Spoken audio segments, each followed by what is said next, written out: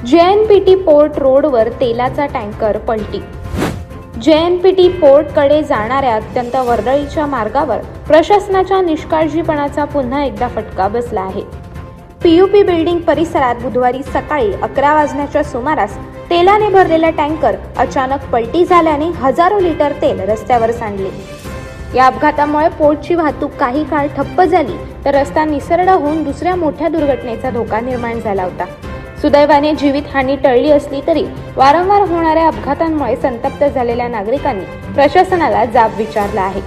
उरण तालुक्यातील JNPT पोर्टकडे जाणाऱ्या मुख्य मार्गावर आज सकाळी तेलाने भरलेला टँकर पलटी झाला।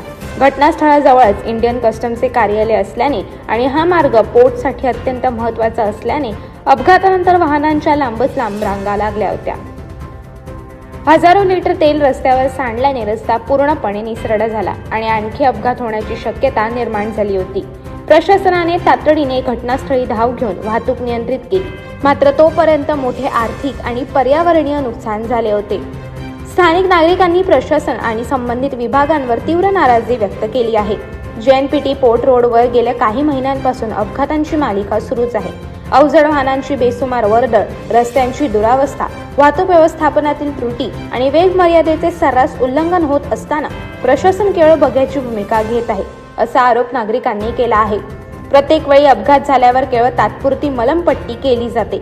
एखाद्या दिवशी मोठी जीवितहानी झाली तर त्याला जबाबदार कोण, असा संतप्त सवाल नागरिकांनी उपस्थित केला आहे। प्रशासनाच्या नाकर्तेपणामुळे हा रस्ता आता मृत्यूचा सापळा बनला आहे, अशी भावनाही त्यांनी व्यक्त केली आहे। नागरिकांनी या मार्गावर तातडीने सुरक्षा उपाययोजना राबवण्याची मागणी केली आहे। अवजड वाहनांवर कडक नियंत्रण, वाहतूक व्यवस्थापन अधिक प्रभावी करणे, वेग मर्यादा पाळण्यास भाग पाडणे आणि अपघात प्रवण ठिकाणांची तपासणी करून गतिरोधक सूचना फलक यांसारख्या कायमस्वरूपी उपाययोजना करण्याची गरज असल्याचे नागरिकांचे म्हणणे आहे। संबंधित विभागांनी वेळीच दखल न घेतल्यास यापेक्षाही मोठी दुर्घटना घडू शकते, असा इशारा नागरिकांनी दिला आहे। अशाच अनेक घटना आणि बातम्या जाणून घेण्यासाठी सबस्क्राईब करा आमचे YouTube चॅनल KV न्यूज आणि इन्स्टा पेज कृषीवल न्यूजला फॉलो करा।